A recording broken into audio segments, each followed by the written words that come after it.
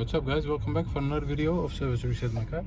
Today I'm going to show you how you can reset the tire pressure indicator of a Citroen C3 2015 model.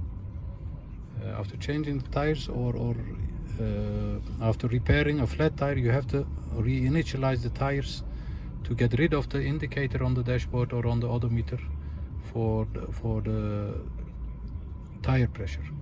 Before we start our YouTube channel Service Reset My Car, we have more than 250 other videos on our channel.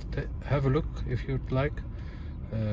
Any comments, use the comment area below and I get back to you as soon as possible. Okay, let's start with this one. So as I mentioned before, after repairing or changing the tires, you have to reinitialize it, and I'm going to show how you can do that. We're going to use this area, yes, and then we have 6 touch buttons over here. We're going to go to this one, and it's called differently with this. You have to use this button over here under inflation initialization, and it asks us make sure you have adjusted the pressure of 4 tires.